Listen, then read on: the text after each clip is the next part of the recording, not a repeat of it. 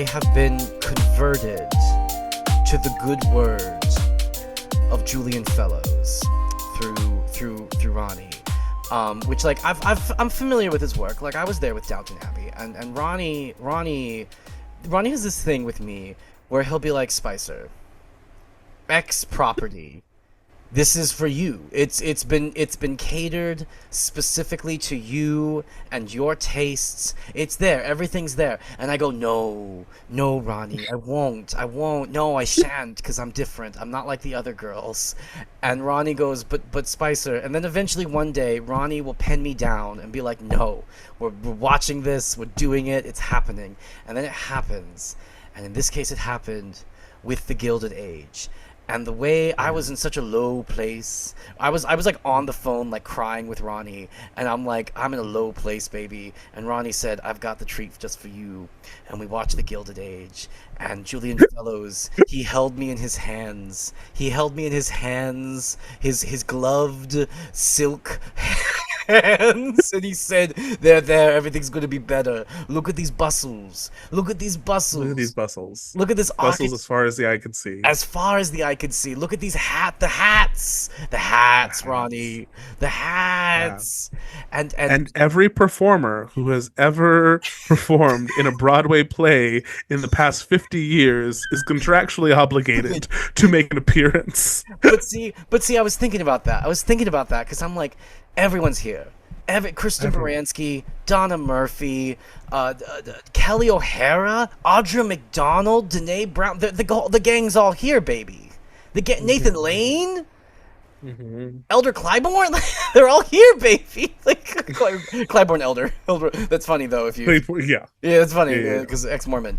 But then like what's so crazy, is I'm like, there's one that's missing. There's one Infinity Stone that Julian Fellows has not added yet to his gauntlet of his cast of characters, and I thought, it really makes sense, like historically, for this person to be there, thinking of the racial makeup of New York at the time. But I'm like, but go with me on this journey.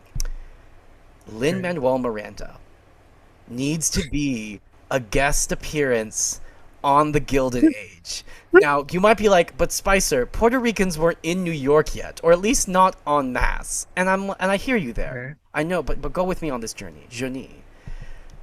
Lin-Manuel Miranda plays an ambassador from some South American or Central American or Caribbean nation.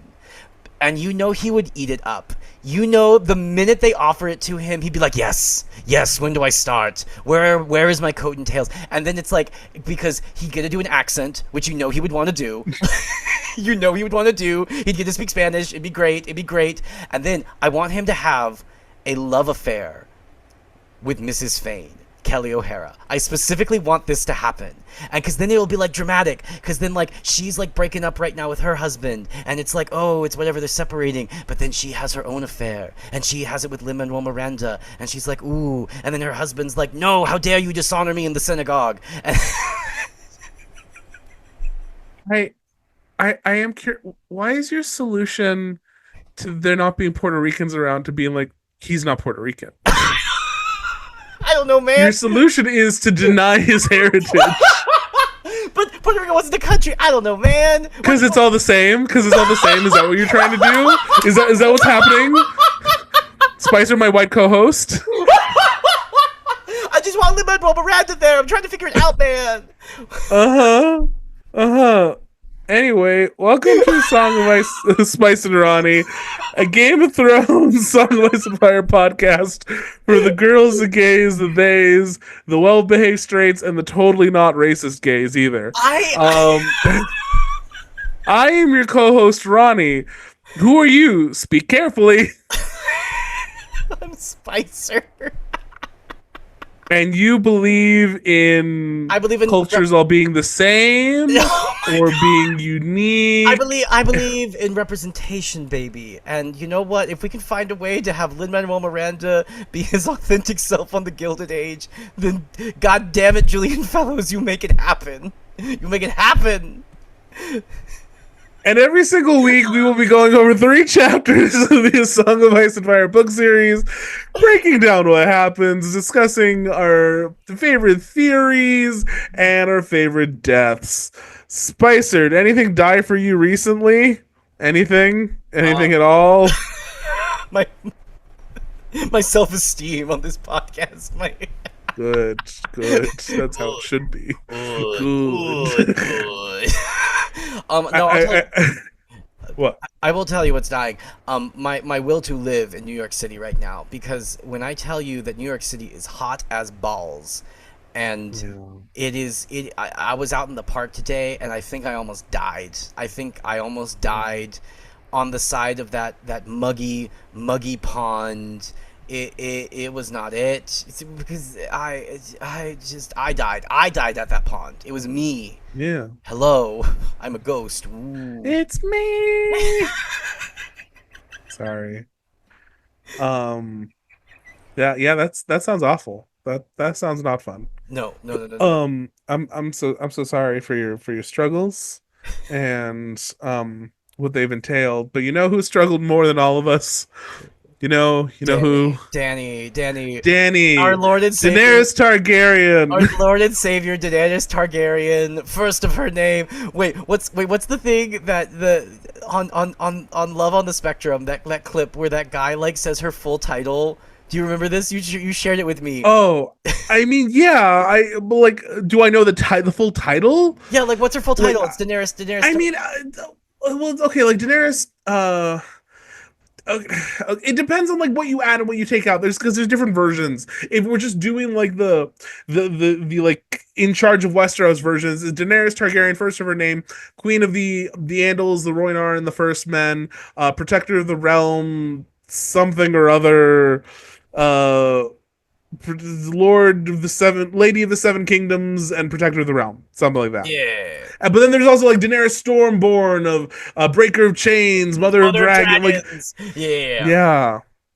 No. Dany does it, y'all, and it makes me so happy. This is my chapter. This is Rhani's chapter, and Rhani's so happy this week. Did I plan from the very beginning that we would spend a whole episode on this chapter? Yes, I did.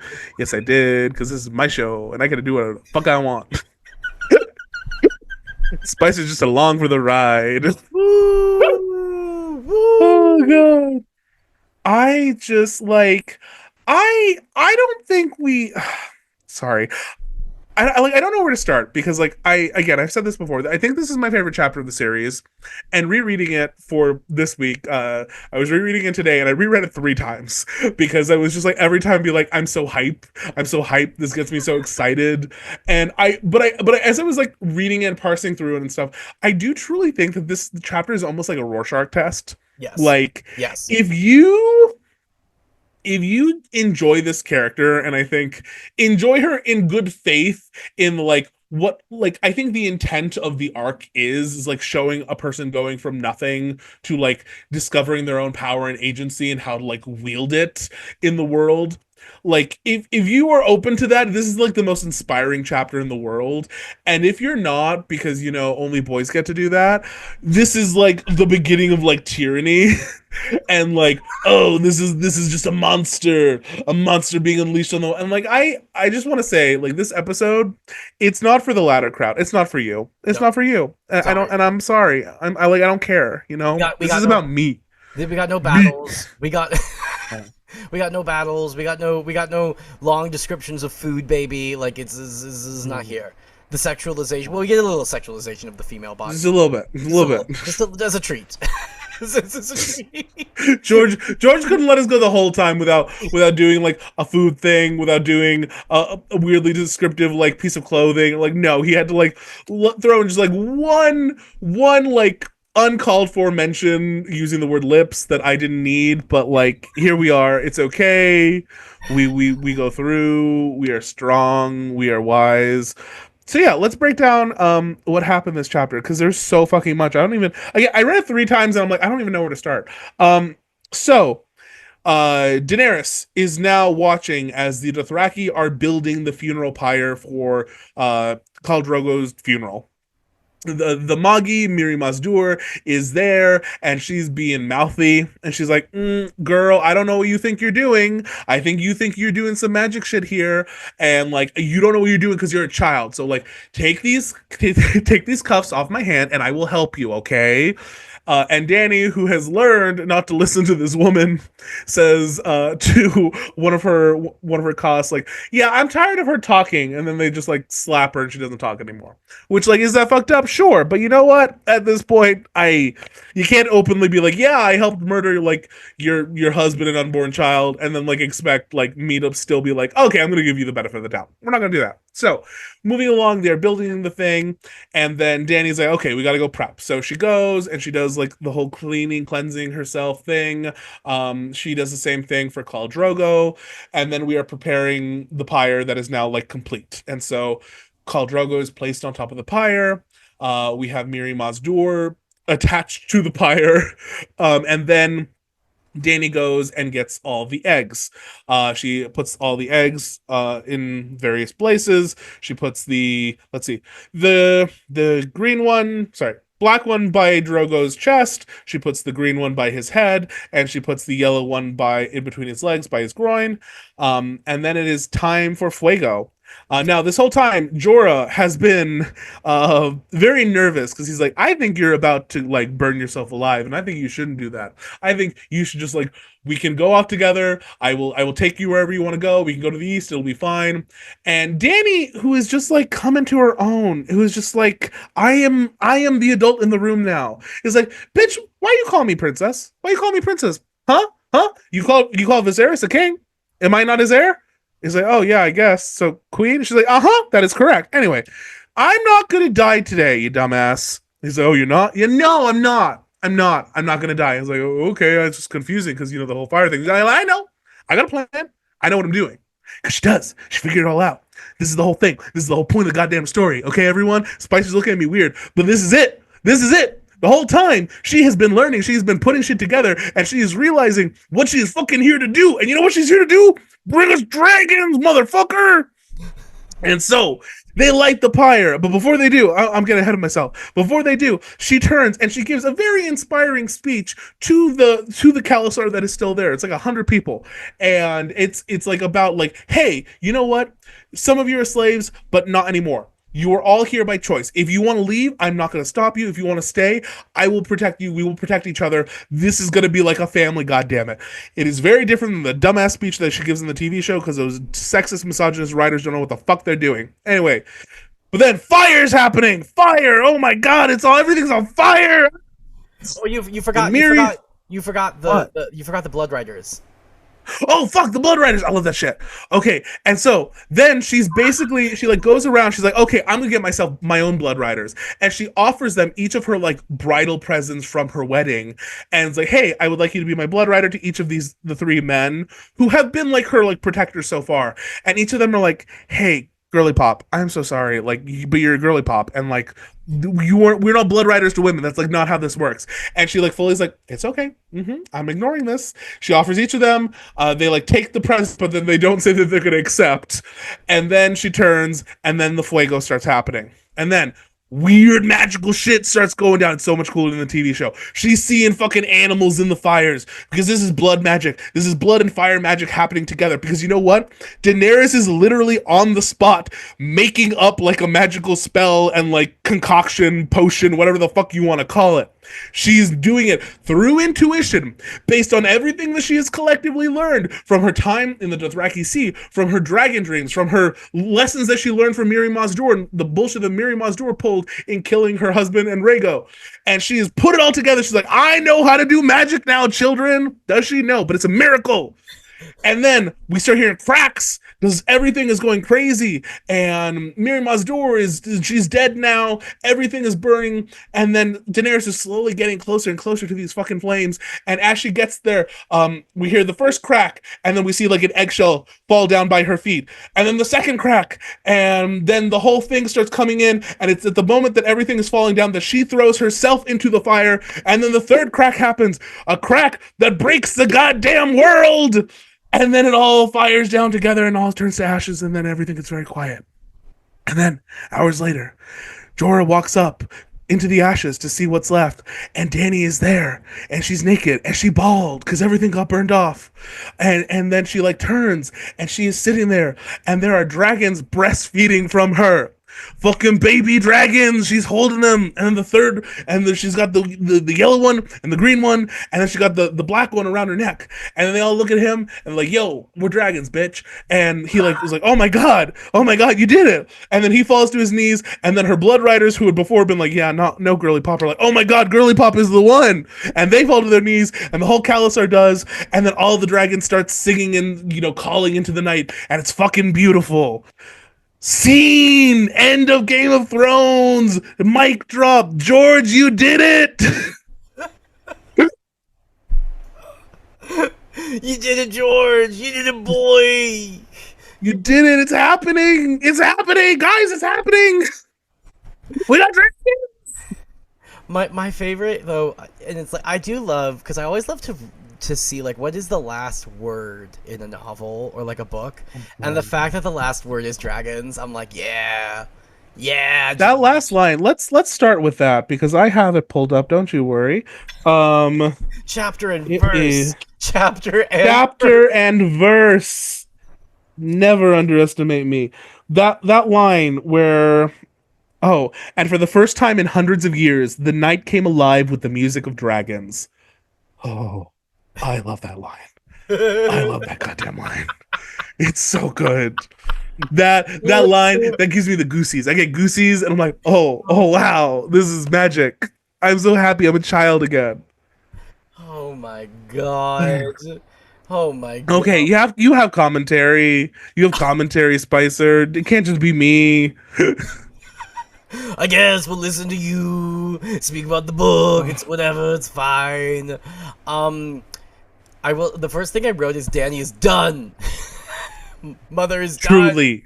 Mother is over. She is turning this car around. She's not even asking anymore. We got blood magic at home. Like and just the fact that she's like, no, I'm the queen. I'm sorry. Mm-hmm. I'm sorry. What was my brother? My brother was a king. Okay, and my brother died, and he has no heirs, so I'm the only living relative. So doesn't that make? I think I'm the queen. I think I'm the queen. Actually, weird. I'm the queen. Me. Hey, I love it because I feel like the chapter is the moment that like, not only has she like kind of figured it all out, she's like figured out like what her place in everything is, but she's like also acknowledging like the power that comes with that. Like she is not the scared like little girl anymore. She's like, no, I like, by all rights, I am now the queen according to all the rules that everyone has ever told me that all applied to my brother and all this shit. Like I am now in that same position, and like I am now in that position in a place where I'm like, I'm wiser than I've been, where I have suffered more than honestly most of the people around me, and I've figured it out. It's like so refreshing to like see like the conclusion of this journey of her like slowly coming into her own like element and like confidence, and realizing that she like has the ability to do like not only like good things but miraculous things, because that's something I do want to point out, that like because people like go back and forth again like whether like any of this is a good thing, but George himself describes like the scene that happens with the fire, he describes it as a miracle. It is a one-time miraculous magical event that only Daenerys Targaryen was capable of doing. Only her in that moment, with her knowledge, with like the confluence of like everything that has like came up to that point, like could make happen. Mm-hmm. And it's fucking cool, you know? Well, and it's like, that's what's so fun. It's like, I think sometimes the Harry Potterification of fantasy that has happened where everything has like a one-to-one situation of like, well, you say these magic words and this thing happens. It's like a weird like mathematical equation of where like it's very scientific. That's not what's fun about magic. like like magic is when stuff happens that you can't explain, right? There is no explanation behind it, right? And so like that's that's cool that's happening here, and that's cool about this like particular world is like it feels otherworldly. Like it's not I have made this potion and I have done this incantation, and so therefore like X, Y, and Z are going to happen. It's like no, it's weird like spiritual shit. Like it feels like very spiritual and very like the gods are with us or whatever, right? Like it doesn't necessarily feel I have done this incantation, right? Which is why I think like the Magi is like confused, because at first she's like, "You trying to do blood magic? Like, girl, you don't know what you're doing." But then she slowly realizes what's happening, and she's like, Yes. "Oh, you've gone above my pay grade." And that's such like a kind of like badass moment, like realizing that like, oh, like no, this little girl that everyone has underestimated up until this point has been watching and has been learning. That's another one of my favorite lines, which I will now read to everyone. Let's see. Right after, so Miri Mosdor is in the fire. She's gone silent because she's presumably dead. And Dany says Miri Mosdor had fallen silent. The god's wife thought her a child, but children grow and children learn.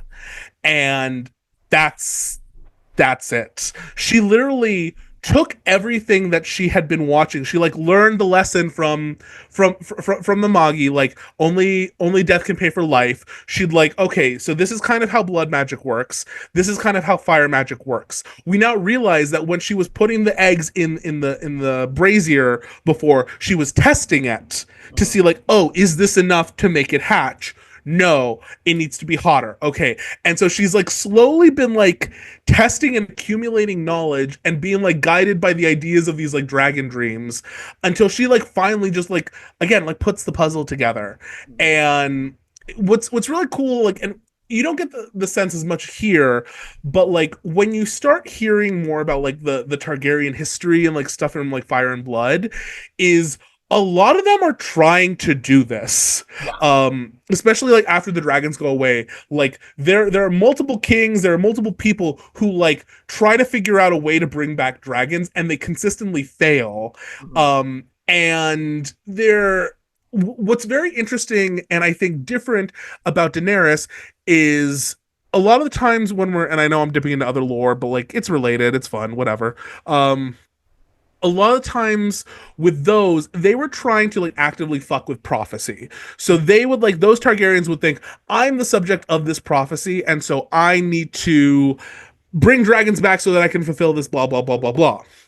Dany doesn't know about any prophecies. Yeah. She is being moved by like instinct. So whereas everyone else is falling victim to the whole like you try to fuck with prophecy and fate and it's gonna bite you in the ass, Dany doesn't, because she's not moving with a goal in mind beyond like what her like senses are telling her to do. She's not trying to like be like, oh, I am fulfilling X, Y, and Z. She is just like, I've accumulated this knowledge and I'm having an instinct here and I'm just going with it.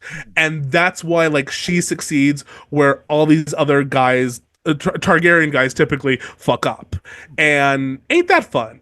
Ain't that like a fun like twist on like how you get around like the issue of prophecy and fucking with it? Well, it's because it's like going back to the Greeks. It's like the whole thing of like you don't fuck with the gods and you don't fuck with prophecy. It's like the idea of the whole point of a prophecy is like X thing is going to happen. Whether you like it or not, it's going to happen. It's going to happen in its own time. It's going to happen in its own place. And like, I'm just letting you know this is going to happen. And I think the problem is a lot of these people, especially like with Greek tragedies, is like, well, I have to do something, right? I must bring the prophecy about. It's like, no, bitch. Like it's going to happen. Like Oedipus, The prophecy's gonna happen whether you like it or not.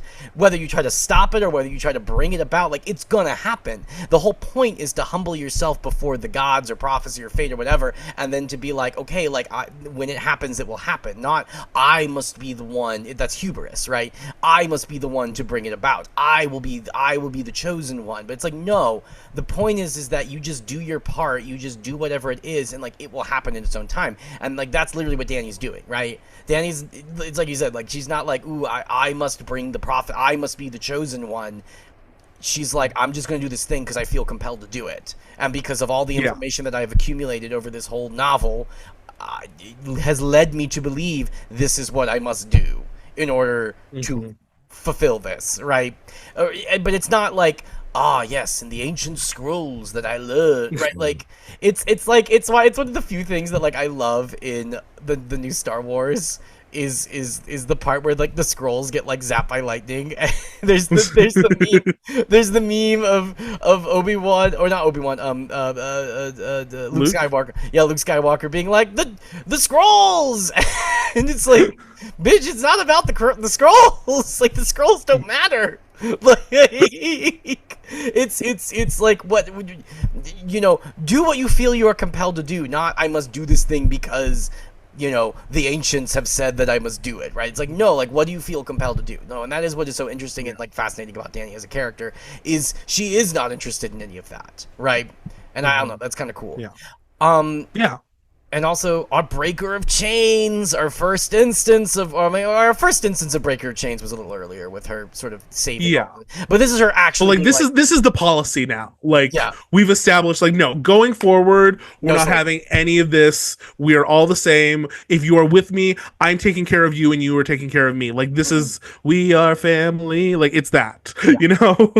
It's union forever. Like, yes. Union forever. And there's not going to be any train daddy from the Gilded Age who's going to try to break it up. Okay. Yeah. No. Okay, y'all. Yeah. We're all here together. It's train daddy. God, train daddy's so hot.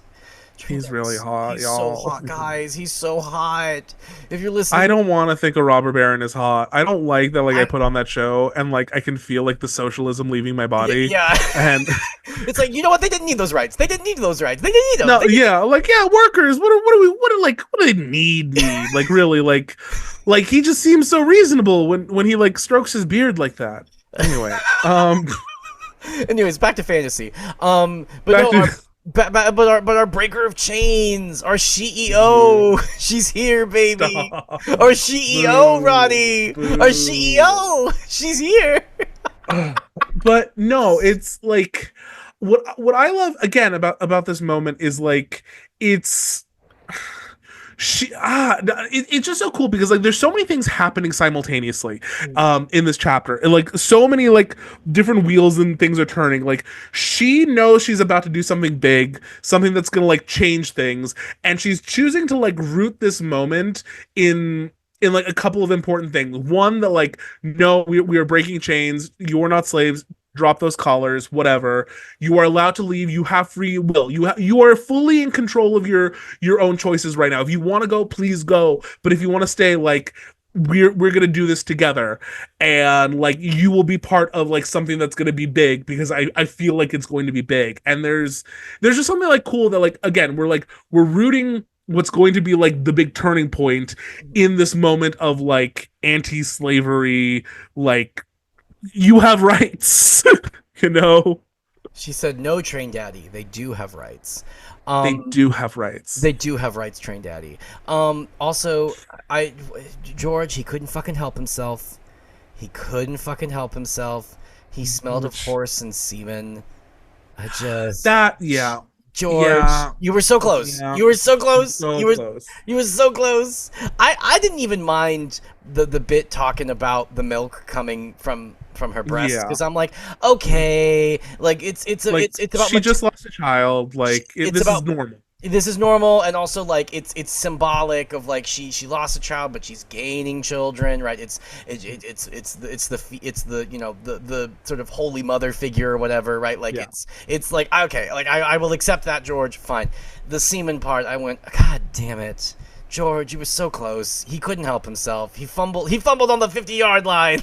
Like, And it's such a strange place too, because she's like as Dany is preparing Khal Drogo's body before the pyre, right?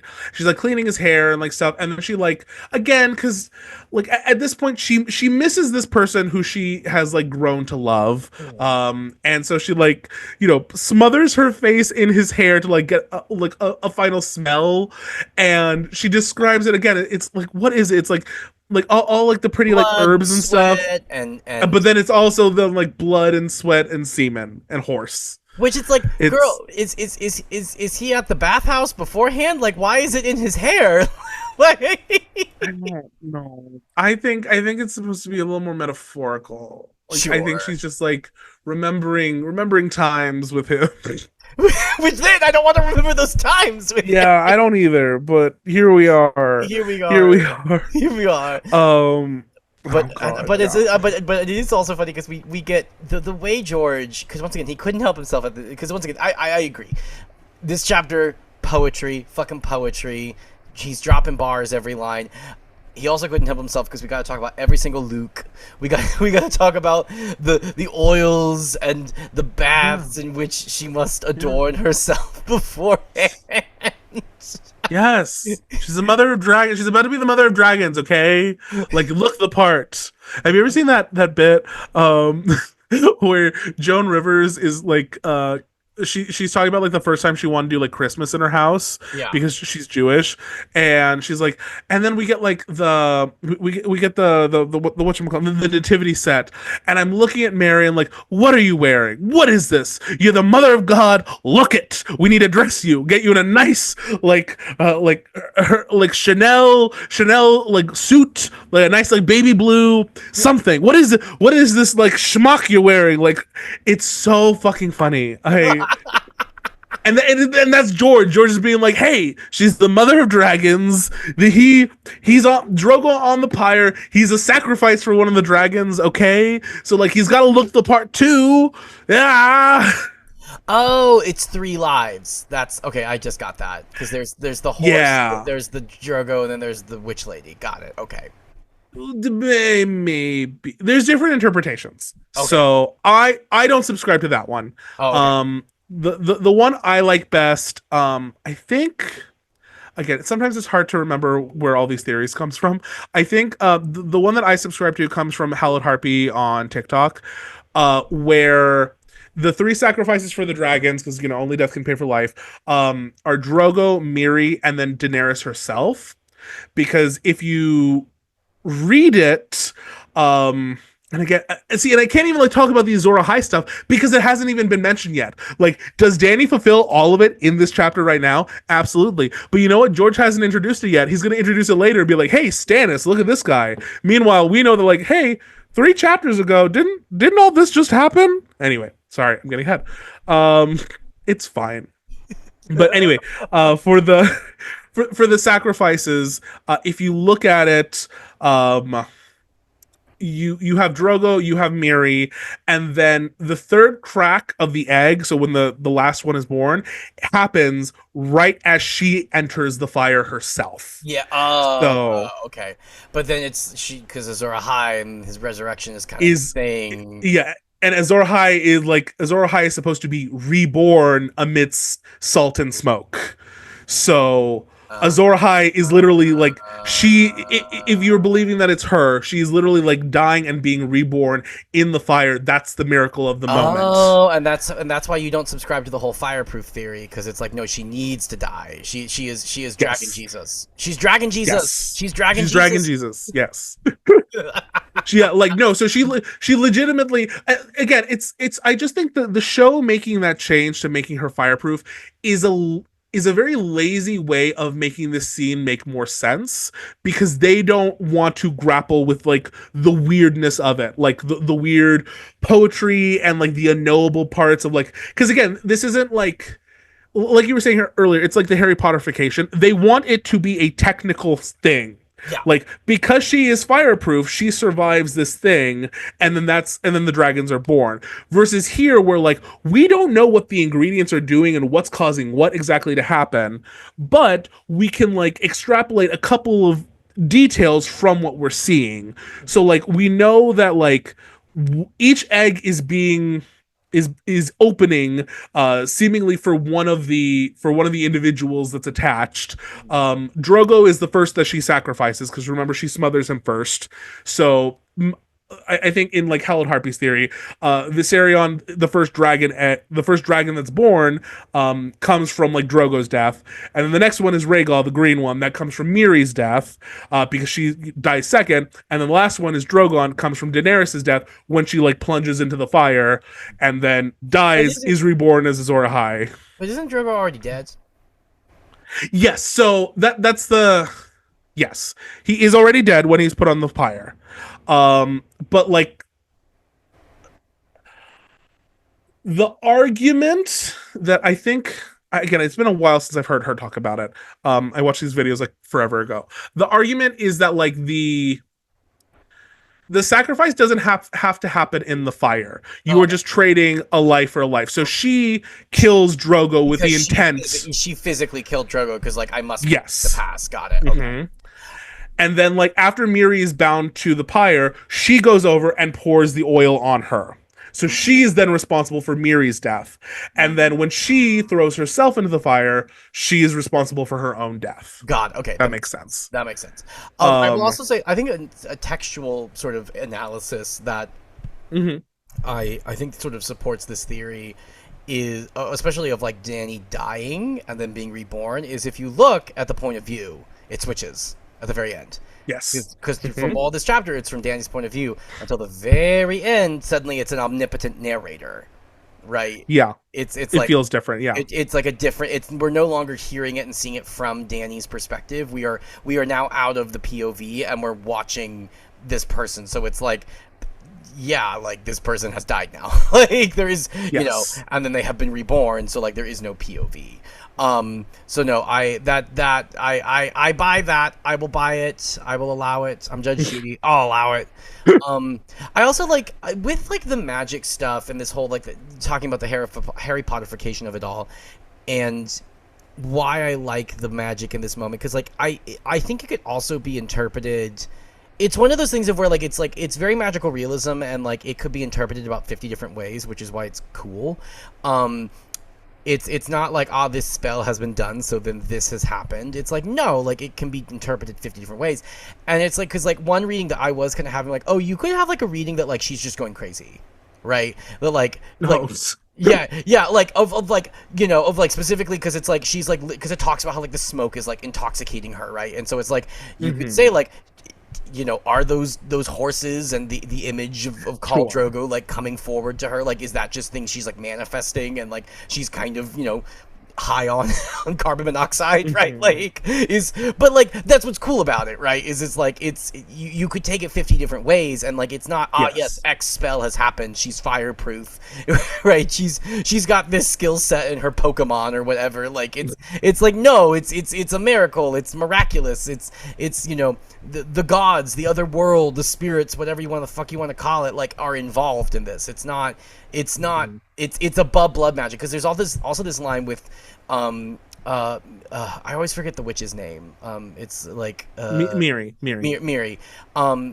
Like there's this line of where like Miri, like it's the very one of the last lines, like Miri says, she's like, you think you're doing blood magic and like you don't know nothing, girl, and you're just a girl, and like Dany puts her in her place, and it's like and basically like tells her like, I'm not doing blood magic, I'm doing my own thing over here.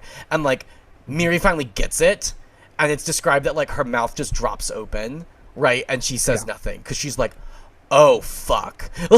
Like, this is above my pay grade. Like this is things that literally I can't comprehend, right? Like and that's I love like you're saying, like it's above her pay grade, and like not only in the like, this is like skill sets that I'm not like as familiar with, but it's like it's messy, it's not clean. I'm not following the formula. Yeah. I'm literally like I'm mixing and matching things. It's fucking Ratatouille when Remy is like having like fix the soup because so and so like dump all the shit in it. He's like, no, here's how we do it. Here's how we make it better. It's and it's fascinating because leave it to Rhani to relate this book back to Ratatouille. Leave it to fucking Rhani to relate it back to Ratatouille. My favorite. I love Ratatouille. It's my favorite Pixar movie. I just want to cook. But Love me, Papa. I just want to cook. But no, it is so above the pay grade, but it's like fascinating to like watch the elements that she's using, because like when she saw Miri use blood magic, what did she see first? Okay, we kill the horse so that we have like blood and like the life force present. Okay, I'm gonna do that. That's ingredient number one. I'm gonna like kill this horse. We now have them as that's the base for the pyre. But now I'm mixing it with fire magic. And what's really interesting about that is what we learn from like kind of like the lore in the larger world is ancient Valyria is built on the commingling of those two magics. So fire magic and blood magic is what was used to like kind of build their empire, and then what made them so powerful. And she's like refiguring it out on the spot by herself. The last person of that like lineage is like just here, and then this Moggy who like is like skilled and knowledgeable herself is like you're saying, being like, oh no, she's doing things that like I have no idea and I don't know what it's gonna do, but like this is bigger than what I can do. You know what it is? You know what it's giving? It's giving What? Amadeus. It's giving that scene in Amadeus where Salieri is like reading Mozart's music. He's like, it's perfect, it's flawless. I can't, and he like drops all the music. Like that's Miri with Danny right now. She's like, it's perfect, it's flawless. Oh my god, it's like God dictated it. Hits him into him himself. Yes. No, absolutely. I love that. I love that. Though, while we're talking about Miri, I do want to mention, because I do think, I there were some questions, I think last week or the week before, kind of like wanting to talk about like kind of the moral question of like Miri and her treatment. And I do want to say, like, I don't think it is black and white. I think it is very gray, and both people are like fucking up in very interesting and key ways. Yes. Because like Miri, like, does Miri have a right to defend herself and like do what she did? I think it's very easy to argue that like, yeah, like she sees like the destruction that the Dothraki can create, and if they believe that like the stallion that will mount the world is about to be born, like I think that is a yes, it is a child, and we're like, maybe don't do that. But I can see an argument for like, hey, for the sake of the future and for the sake of like all these towns that I could save if I end these people here, like there's an argument to be made that I should do that if I am Miri. She is the Terminator in this moment. She has gone back in she's time. She's come back in time to fix the future. That's funny. Miri, I'll be back. It's a tumor. But it's not a tumor.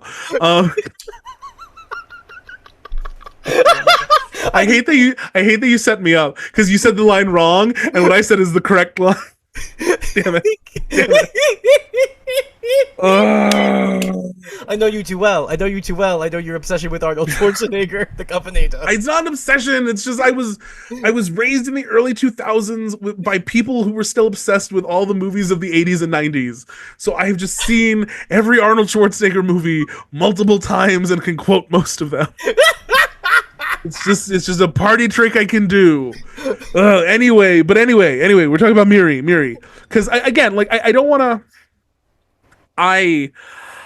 Obviously, I do not like that this woman like hurts Daenerys in the way that she does, but like I do think that there is a moral justification for it, especially after what she's just seen. Her village has been destroyed. Sure. She has been assaulted multiple times. Like her retaliation is not unwarranted. But I would also say that like once you retaliate in that way, like and especially and especially using like this girl's naivety to achieve what you are trying to like, sneakily do, you have invited like, retribution from that girl who now feels betrayed. Like, you may have been totally right, but like you've invited like the possibility that like, hey, you also now tricked someone, killed their unborn child, killed their husband, and as they thought that they were trying to help you. Yes, it was the situation more complicated than that? Absolutely. But like, you have just done this. So Daenerys now wanting retribution is also understandable in its own way. Even if like the whole situation is again like gray and fucked, Well, it's the Ned Stark of it all, right? It's the, yeah, you did a good thing or an honorable thing, but it was a dumb thing. Like it was a very dumb thing, Miri. You just killed this lady's child and her husband with one fell swoop. And that's a dumb thing. And, play stupid games, win stupid prizes.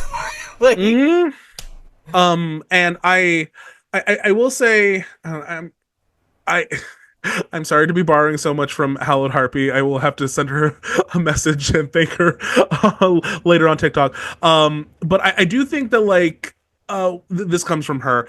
Something interesting about like the dragon sacrifices and like my like concern like for the future is how do these different like sacrifices like affect the dragons that now they help birth.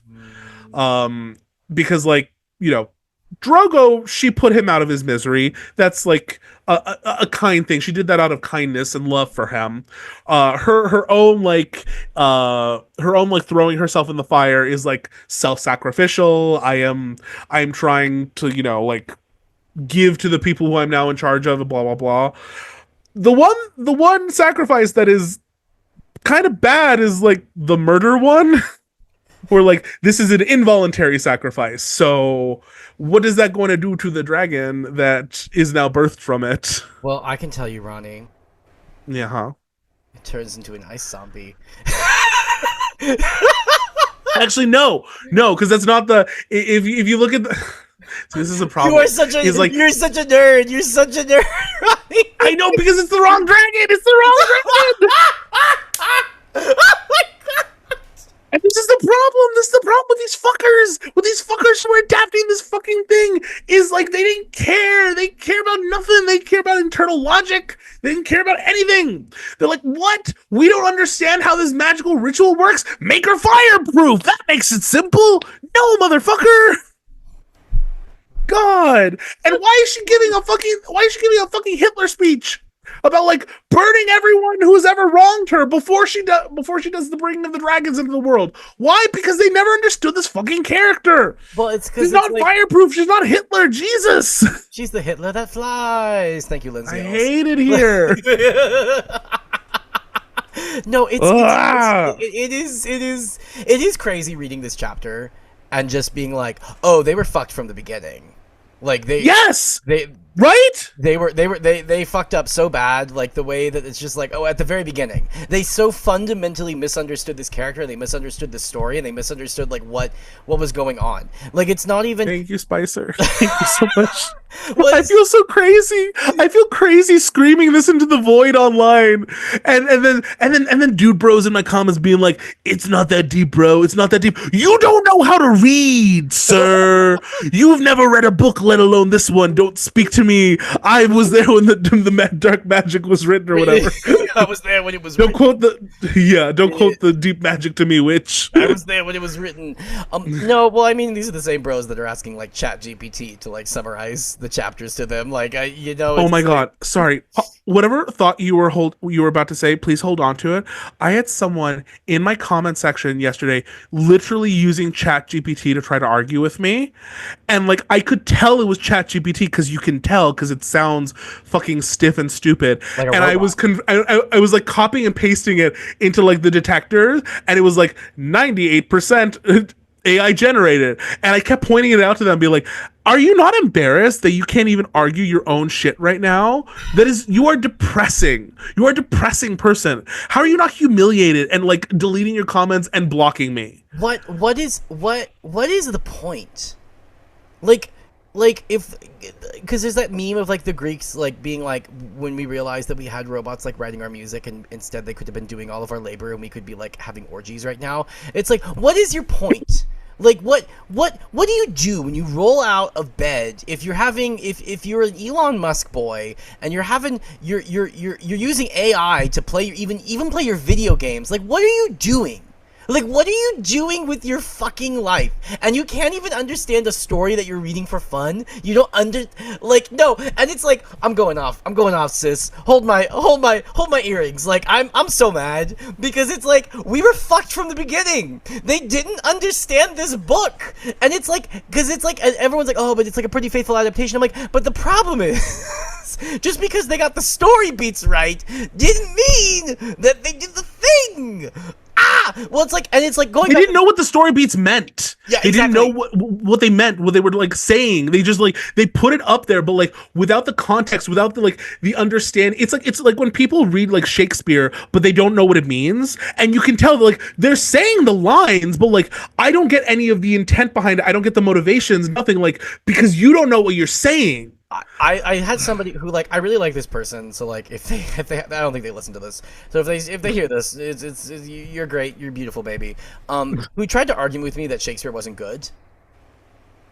Yeah, exactly. Like, it was that bullshit, and it was like, oh, I just think there's other people. It's like, nope, he's good, and it's like people like that. It's like, do you not get it? Like, do you not get it? Like, a story is more than just a series of fucking events, right? A story, I'm gonna say that one more time for the people in the back. A story is more than a series of fucking events. It is, how are your characters interacting with each other? What are you trying to say to the audience? The way in which you say it is also fucking important, because guess what? The medium matters, bitch. Like, it enrages me because it's like this final chapter, it's like, oh, I see what George is doing here, right? He's cooking. He's got plans, baby. He's got big plans. Big plans. This is going to be huge for Dany. Huge. This is a big day for Dany. This is really big, really huge. Oh my god, another Trixie Katya reference for you. Yeah, it was a good Katya reference. Yeah. This is pretty big for Dany. But it's like, how do you not understand what George is trying to do here? The fact that this is about this is an act of love.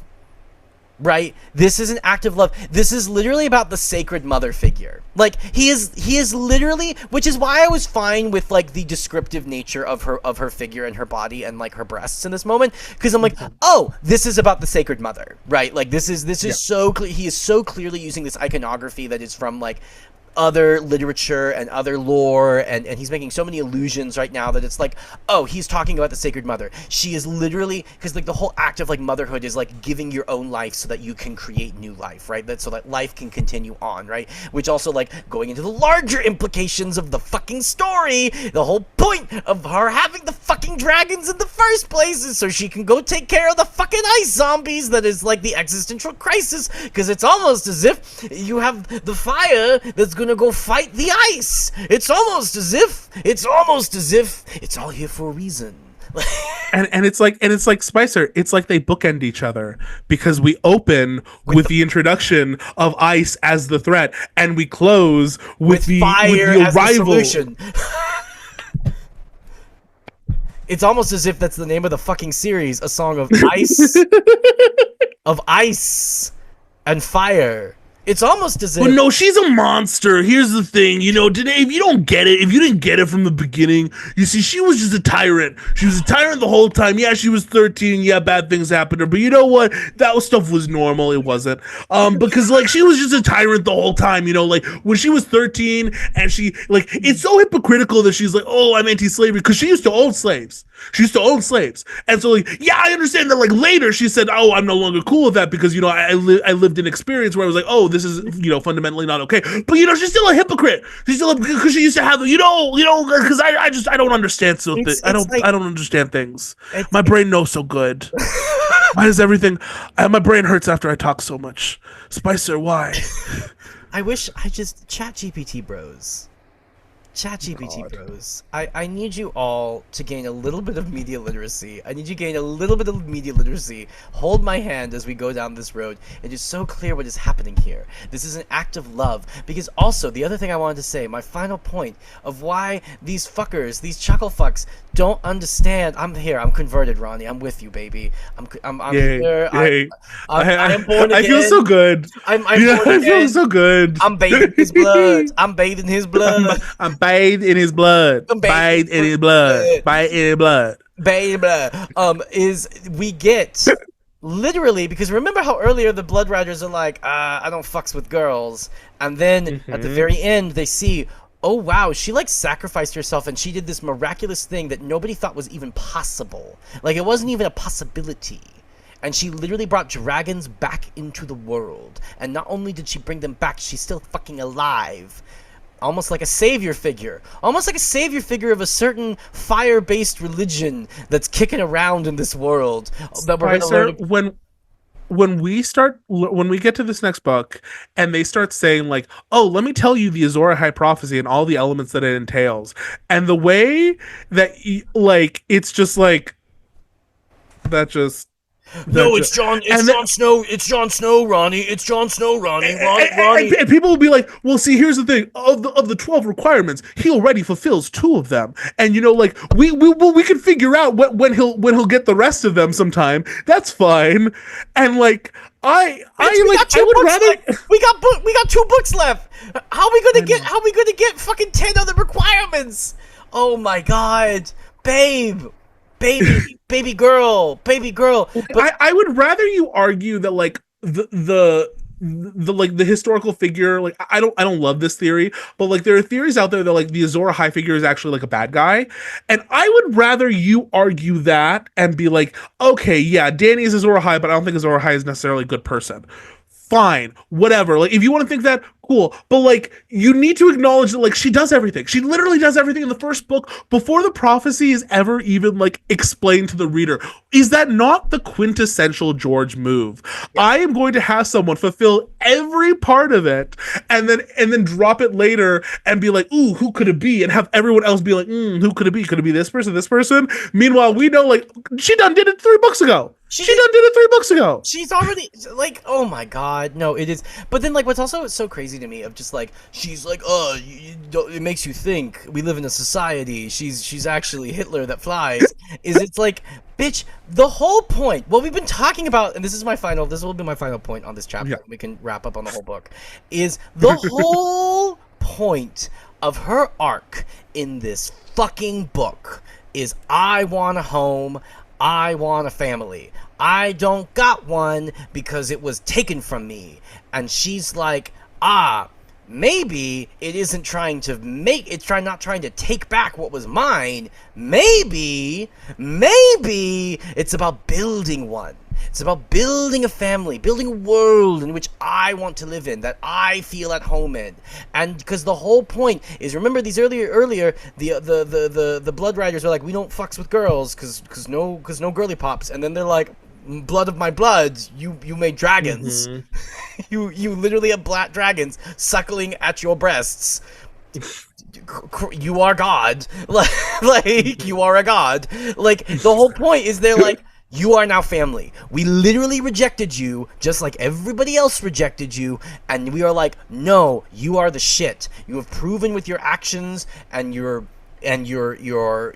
bravery that you are worthy to lead, right? Which is also a nice contrast to it's such a lovely way to end this book of like, you have all these people trying to be king constantly. Robert trying to be king.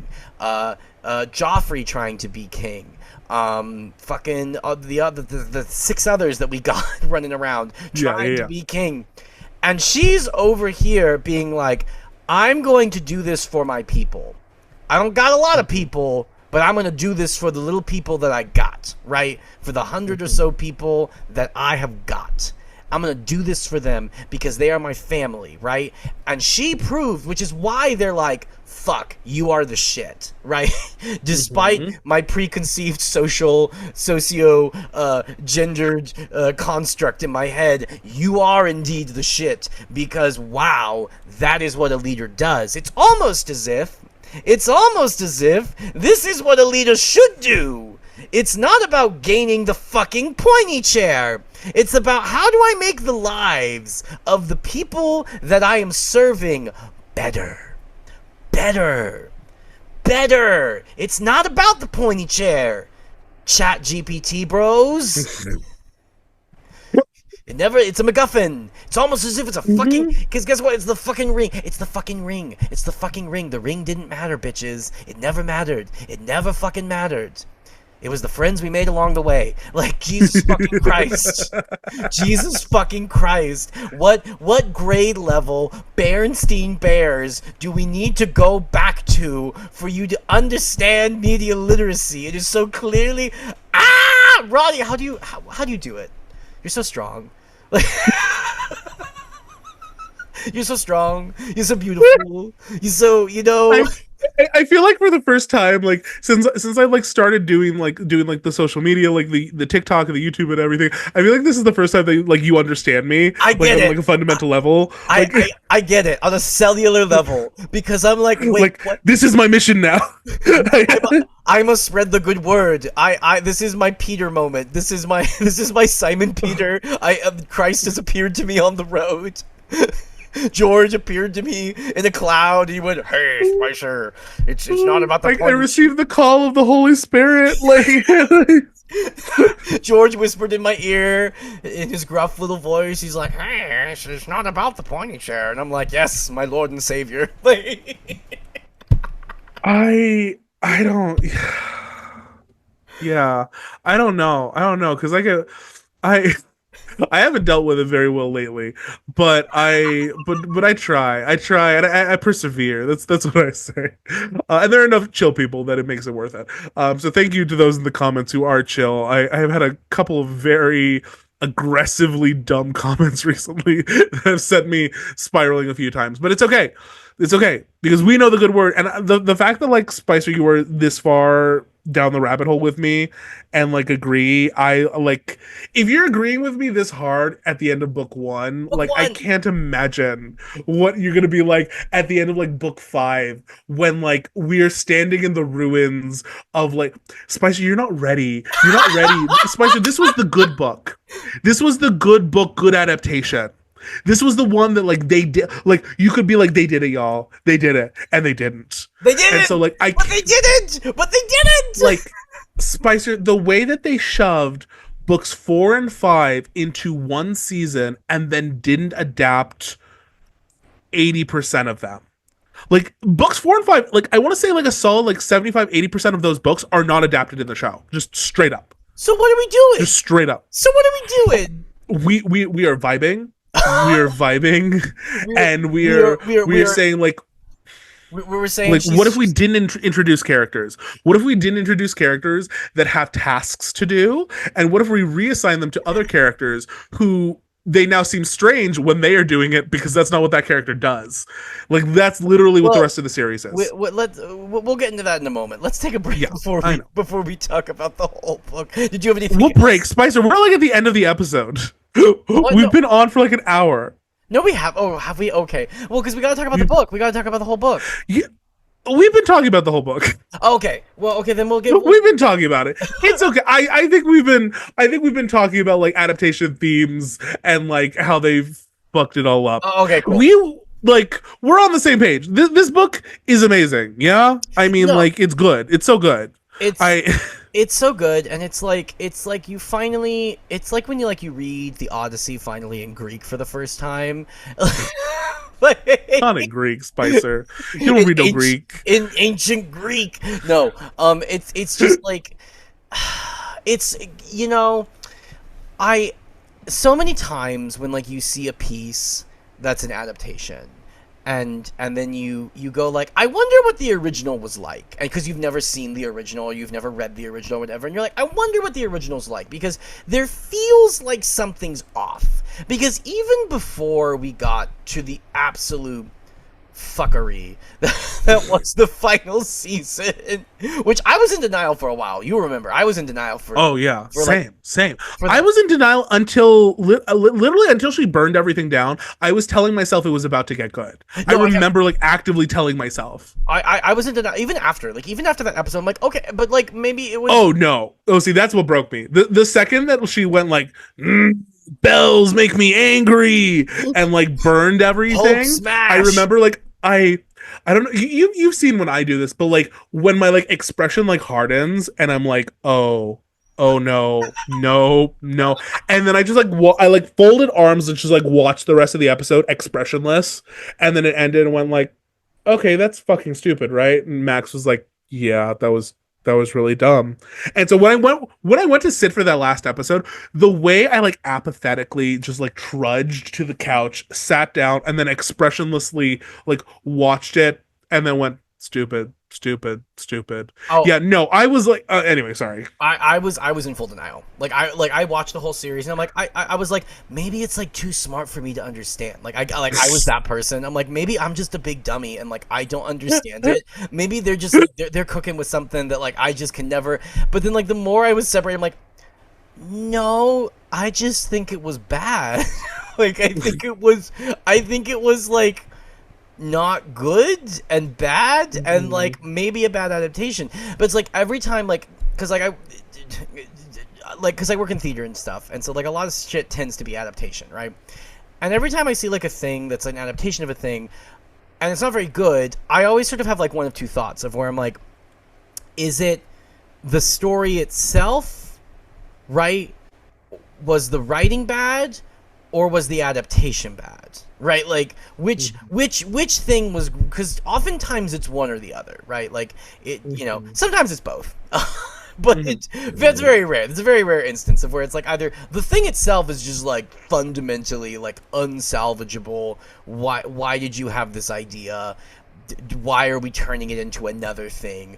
Or it is like, no, the adaptation was not good.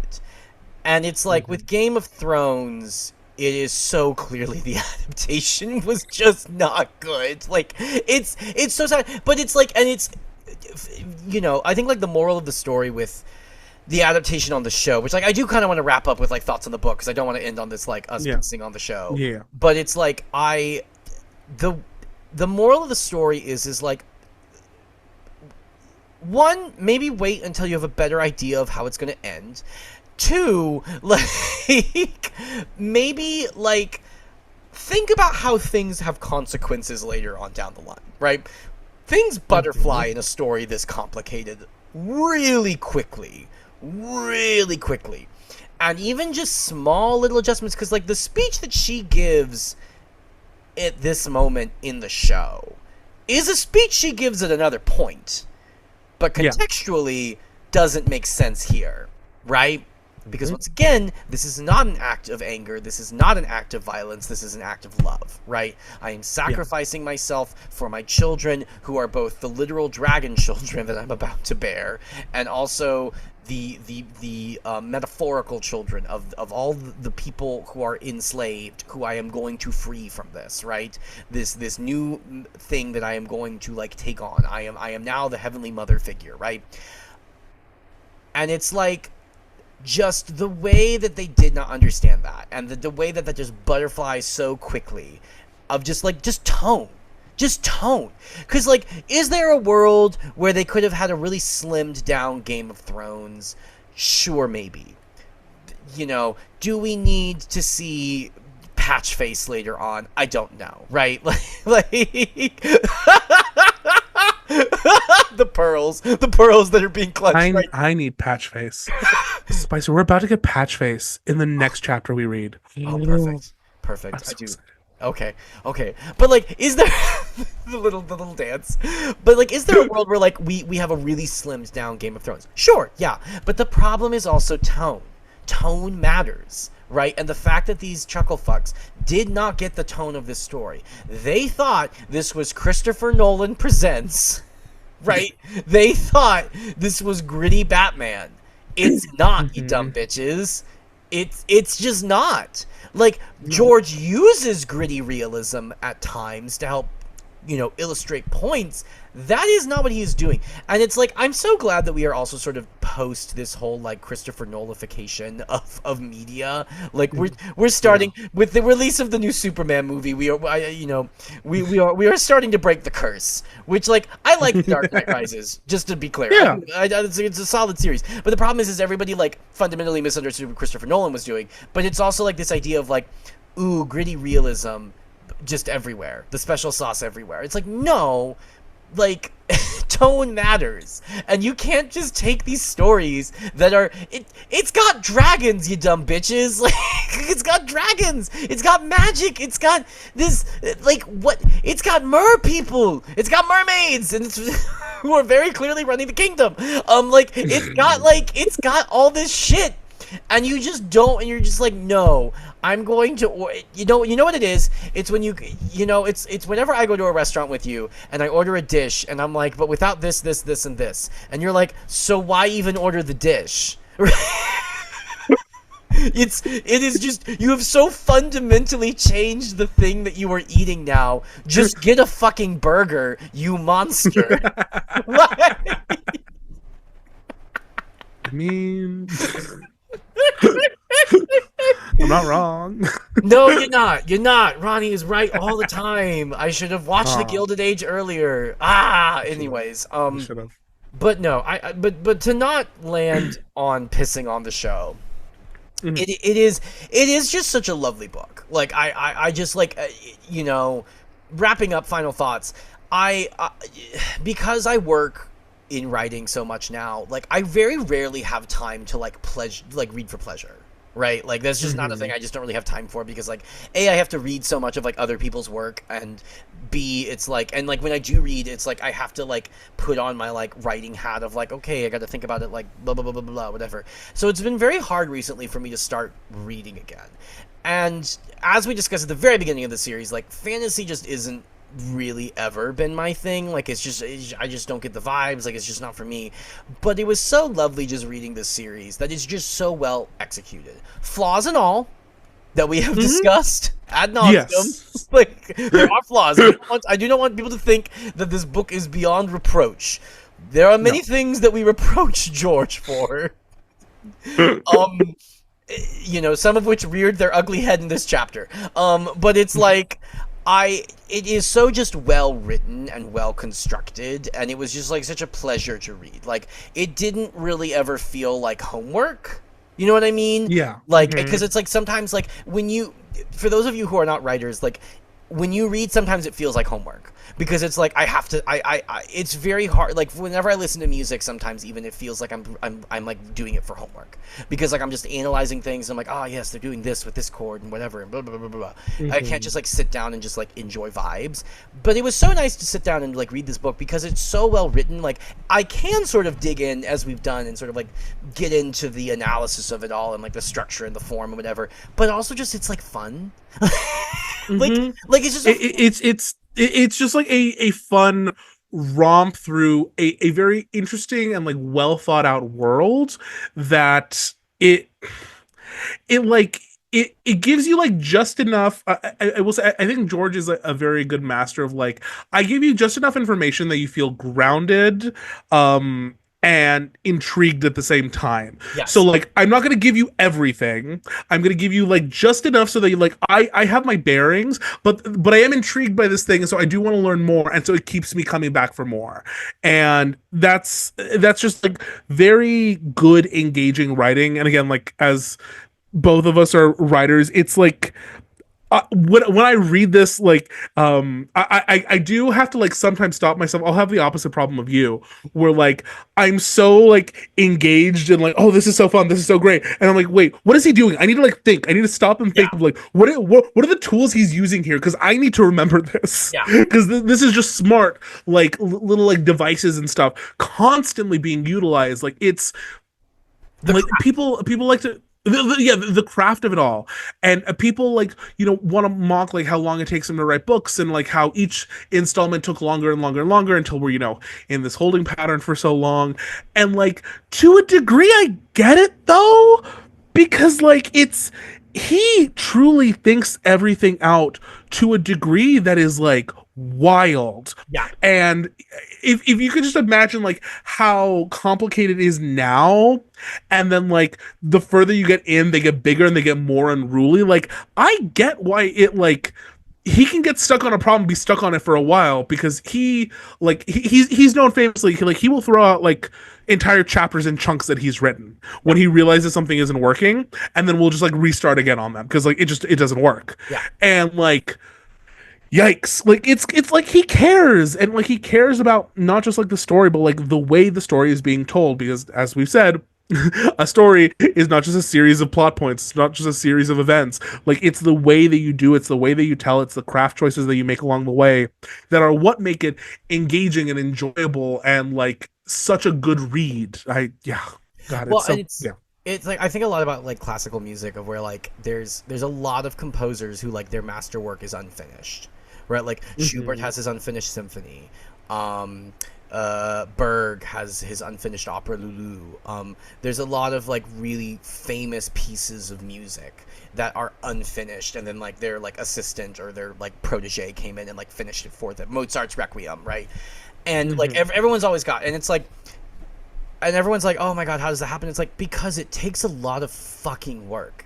Like the amount of work that goes into like, and it's like people just don't understand. Like I used to be so fast at writing, but then I realized, I'm like, oh my god, I always get on myself. I'm like, oh, I used to be so fast at writing, I could like churn out a song or two in like a day.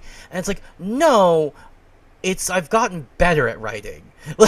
Like, and I've realized it takes time. Whereas nowadays, if I write like 8 bars of music, I'm like, that's a good fucking day, right? And it's because like, you're taking your time with it. You're being like, oh, how does this affect this? And how does this move to this? And like, how can I make sure that this all flows together? And like, what am I saying as a whole? I have to, you're constantly like zooming in and zooming out. And the fact that like George does this essentially on the fly with each book, like that's the other thing that's so crazy, is like George did not plan this all out, right? Like he's got a general idea, but like he did not plan this all out. He is doing this. He is going out to the macro and zooming into the micro constantly. And so it's like, everybody leave Brittany alone. Leave George alone. He'll finish it when he finishes it, if he finishes it, and you'll say, thank you, George. You'll say, thank you, George. You'll say, thank you, because this is great. Because it's great.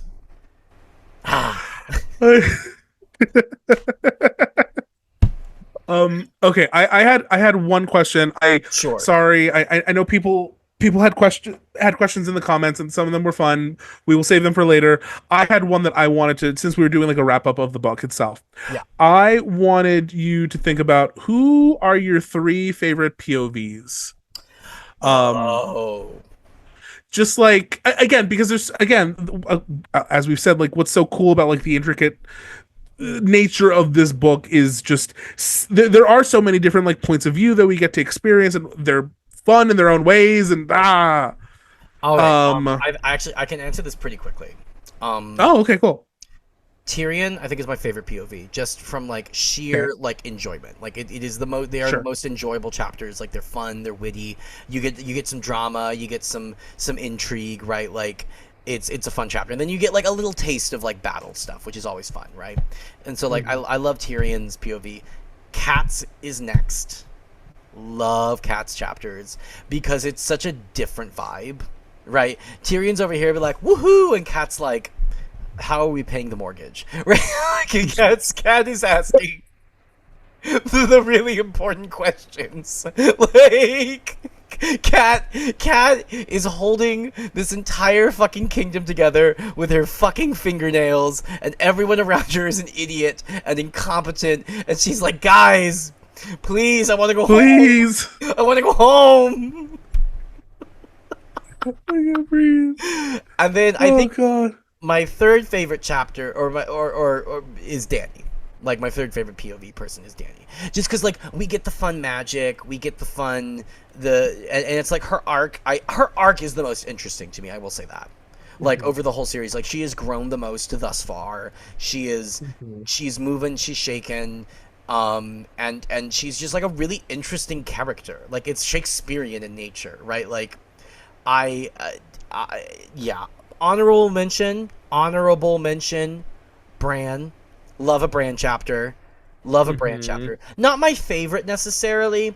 His chapters are very heady. But when they're good, when they're good, like the chapter of him, like where it's all in his dream and he's like falling with like that chapter is insane. It goes so hard in the top 10, like in the top 10, like yes. In the top 10. It felt like it felt like one of those weird like 90s like music videos that go like so weird and like abstract. Like that's what it felt like. It felt like that, and I'm like, yes, you dropped some acid before you wrote this, George.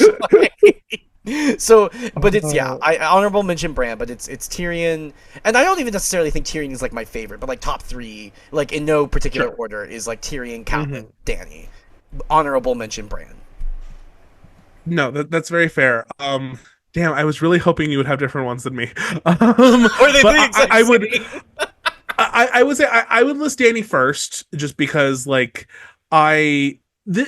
again, like you said, it's like it's Shakespearean. Like it is such like an inspirational thing to like from as low as she starts to like as like confident as she ends in this like again like confident like in herself and like in her role, being like, yes I'm in this position of like I'm in charge, I'm a queen, but why am I here?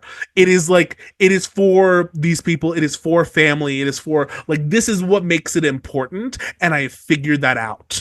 And not only have I figured that out, but that has like led me to like the means of, you know, protecting everyone, and that's like birthing these dragons. So I love that entire arc. I think it's incredible. Cat is just, I people are so bitchy about Cat, and I just like, I'll never get it. I'll never like see like the pessimism the way that they do, or like not be able to see like the logic behind like a messy choice. But like I love how like she is so active in like her role in like her part in the story. Like she is doing her best to like steer things, and it is so interesting to see a woman that active in a society that doesn't want her to be. Just adore that. And then Tyrion, Tyrion is just like, he's so these early books he's so fun, and then even when he is like a little bitch, you're like you do have like a degree of empathy for him, because like he is someone who has been put through the ringer, and before he lets like himself be consumed by that, it is like tragic, and so you like want to root for the guy, and then he's just like so funny. Like his interiority is hilarious. I love watching a scene where he's not even talking, but he's just like commenting internally about everything that he's perceiving. It's so enjoyable. And then honorable mention, I it's so hard because I love a Sansa, I love a Jon, but I think I'm gonna get, you know what? This is a good wrap up. I think I'm gonna give the honorable mention to our favorite detective, the man who tried his best, who tried to solve the case, the man, the myth, the legend, Ned Stark. Ned Stark is like makes up such a bulk of this book. Yes. Then to never be a POV character again because he's gone. It's so like strange to think like, oh, there's like, if we were to pull all the Ned chapters out of this book, like the book shrinks considerably. He has like not just like the most POVs, but the most POVs by a mile. And it like, he just has such an impact, and he is such a tragic character. Watching the good guy, the guy who you expect to like save the day, like not be adequate for the task at hand, like through no fault of his own, is such like a sad thing to watch, while you're still like hoping against hope that like he gets through it. So no, like love that. Well, it's like it's the way that George is letting you know this ain't your mom's fantasy novel. This is not Lord of the Rings. Our hero will not survive, but the story will. No. Right? What if I kill Aragorn 2/3 into the novel? Like 2/3 into book one. Yeah. Like, yeah, no, What now? crazy shit. Um, but yeah, so that, and then I let's do Spicer for the entire book. For the entire book, Oh, our favorite what death. was your favorite death? Oh shit. That's a hard. That's a Hard. hard. That's a hard one. Yeah, yeah. Oh god. And we I can't say we don't have options. we got so many options. Oh god, a dearth, like a plethora. Um,